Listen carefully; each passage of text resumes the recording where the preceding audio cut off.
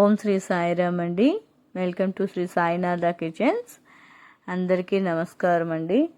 ఈరోజు నేను సాయంత్రం పిల్లల కోసం స్నాక్స్ కోసం అని కచోడీలు చేశానండి. ఈ రెసిపీ మీతో షేర్ చేసుకుంటాను. మీకు నచ్చినట్టయితే మీరు కూడా తయారు చేయండి. అలాగే నా వీడియోకి ఒక లైక్ కొట్టండి. పిల్లలకి డైలీ ఇలా మనం ఇంట్లో ఏదో ఒక స్నాక్ ప్రిపేర్ చేసిస్తే మనకి సాటిస్ఫాక్షన్గా ఉంటుంది, వాళ్ళకి ఆరోగ్యంగా ఉంటుంది. అలాగే ఇలాగ క్యాబేజీ, ఆలు, బఠానీలు కర్రీలు చేసి పెడితే తినరు. అది ఇలా చేసి పెట్టేసామనుకోండి ఇష్టంగా తినేస్తారు. ఆ కర్రీయే ఇలా స్టఫింగ్ చేసి పెట్టి ఇచ్చామన్న సంగతి కూడా వాళ్ళకి తెలియదు, చక్కగా తినేస్తారు. మనకి కూడా సాటిస్ఫాక్షన్గా ఉంటుంది. ఇంకా వీడియోలోకి వెళ్ళిపోదామండి. ఈ ఐటెం కోసం నేను ఒక కప్పు వరకు గోధుమ పిండి తీసుకున్నానండి. అలాగే బటర్ తీసుకున్నాను. అలాగే సాల్ట్, 1 టేబుల్ స్పూన్ సాల్ట్ తీసుకున్నాను. ఇలా వాటర్ వేసుకొని కొంచెం కొంచెంగా కలుపుకొని చపాతీ పిండిలా కలుపుకొని ఉంచుకోవాలండి. ఆయిల్ రాసి పక్కన పెట్టేసుకోండి. ఇది ఒక అరగంట సేపు నానితే సరిపోతుంది. ఇలా ఆయిల్ అప్లై చేసుకొని పక్కన పెట్టి వదిలించేసుకోండి. ఇలా మెత్తగా ఉండాలి. ఇలా మనం ప్రెస్ చేస్తే మన ఫింగర్ అనేది లోపలికి వెళ్ళిపోవాలి, మెత్తగా ఉండాలి. అప్పుడే మనకి పైన లేయర్ అనేది క్రిస్పీగా వస్తుంది. ఇలా కలిపి పక్కన పెట్టి ఒక అరగంట సేపు ఉంచేసుకోండి. ఈలోపు ఆల్రెడీ ఉడకబెట్టుకున్న బంగాళదుంప, బఠానీలు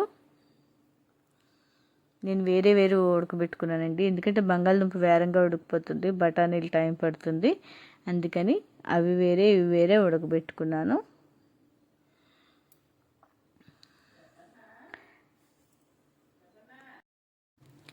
రెండు కలిపేసి ఇప్పుడు ఒక పాన్ తీసుకొని పాన్లో ఆయిల్ వేసి జీలకర్ర, ఆవాలు పోపు వేసుకుంటే సరిపోతుంది. ఇందులో ఆల్రెడీ నేను సాల్ట్, ధనియా అండ్ జీరా పౌడర్ వేసి ఉడకబెట్టుకున్నానండి. పోపు వేసి కొంచెం వేగాక ఈ స్టఫింగ్ అంతా వేసేయటమేను. వేసి కొంచెం ఫ్రై అయ్యాక కొంచెం కారం వేసి దించేసుకున్నాను.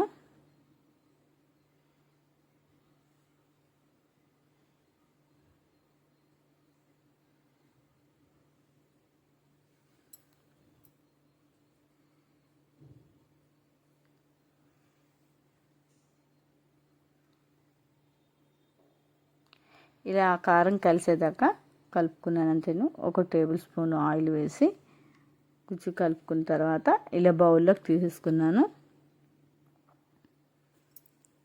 బఠానీ చూసారా, ఇంత మెత్తగా ఉడకాలి. గట్టిగా ఉంటే మళ్ళీ మధ్యలో తగిలితే మా పిల్లలు ఇష్టపడరు. మా పిల్లలనే కదా, ఎవరు ఇష్టపడరు. అందుకని మెత్తగా ఉడకపెట్టుకున్నాను. ఇలా చపాతీ పిండి తీసుకొని చిన్న చిన్న ఉండలుగా చేసుకొని ఇలా ఒత్తుకొని అందులో ఈ స్టఫింగ్ అనేది పెట్టుకోవాలి.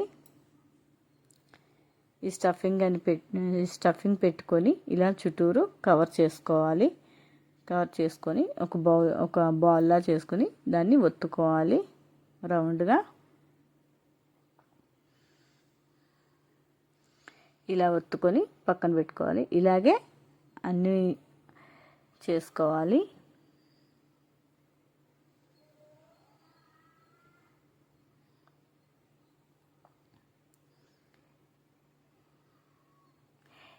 ఈ స్టఫింగ్లో ఆకుకూరలు కూడా వేసుకోవచ్చండి. ఆకుకూరలు, బీట్రూటు, క్యారెట్, ఇంకా మనకి ఏ వెజిటబుల్ కావాలంటే ఆ వెజిటబుల్స్ వేసుకోవచ్చు. పిల్లలకి కనీసం తెలియదు అవన్నీ వేసామని కూడా వాళ్ళకి తెలీదు. వాళ్ళకి హెల్తీ ఫుడ్ అందించిన వాళ్ళు అవుతాం మనం. ఇలా చక్కగా చేసి పెట్టేయండి, ఇష్టంగా తినేస్తారు.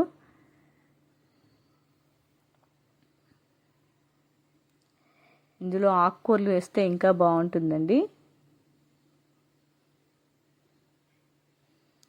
ఉడికించి పెట్టడమే కదండి, ఫ్రై చేస్తే వాటిలో ఉన్న విటమిన్స్ పోతాయి. కానీ ఇది ఉడికించింది కనుక పైగా స్టఫింగ్ అనేది బయటికి రాదు, లోపటే ఉంటుంది కనుక అది ఫ్రై అవ్వదు కనుక పర్వాలేదు. అందుకే ఆకుకూరలు కూడా వేసుకోవచ్చు. నేనైతే వేయలేదు ఇవాళ.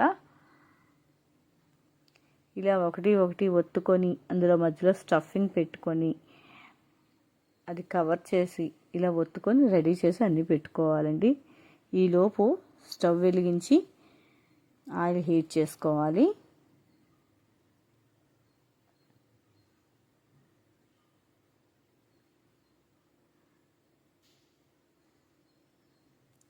మధ్యలో కొంచెం మందంగా, చివర్లు అనేవి కొంచెం పలుచగా ఒత్తుకోవాలి.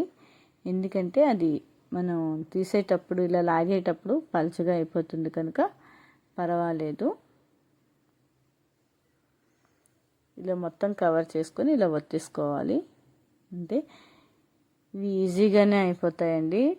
పిల్లలు కూడా ఇష్టంగా తింటారు, మనకి పెద్ద శ్రమ ఉండదు, ఈజీగానే అయిపోతాయి. పైగా పిల్లలు ఇష్టంగా తింటారు. ఇలా స్టవ్ వెలిగించి పాన్ పెట్టుకొని అందులో ఆయిల్ వేసుకొని అది హీట్ అయ్యాక ఒకటి ఒకటి ఆయిల్లో డీప్ ఫ్రై చేసుకోవటమేనండి.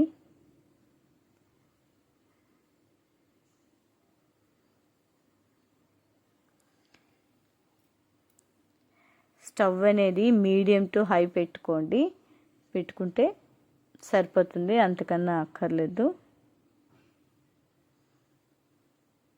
ఆల్రెడీ ఇవి కుక్ చేసినవే కనుక లోపల స్టఫింగ్ కూడా బాగానే కుక్ అవుతుందండి. బయట మనం పెట్టిన ఈ లేయర్ అనేది కుక్ అయితే సరిపోతుంది.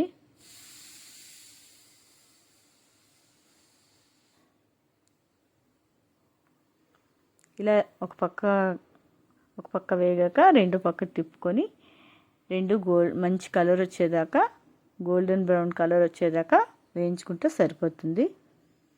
ఇవ్వండి, ఈ కలర్ వచ్చేదాకా వేయించుకుంటే చాలు. ఇది చిల్లీ సాస్తో కానీ టమాటా సాస్తో కానీ ఇచ్చేస్తే పిల్లలు చక్కగా తినేస్తారు. పెద్దవాళ్ళకైతే చిల్లీ సాసు, చిన్నపిల్లలకైతే టమాటా సాసు ఇచ్చేయండి, చక్కగా తినేస్తారు. ఈ వీడియో నచ్చినట్టయితే మీరు కూడా ట్రై చేయండి. అలాగే నా వీడియోని లైక్ చేయండి, షేర్ చేయండి, కామెంట్ చేయండి. థ్యాంక్ యూ ఫర్ వాచింగ్ అండి. ఓం శ్రీ సాయిరామ్.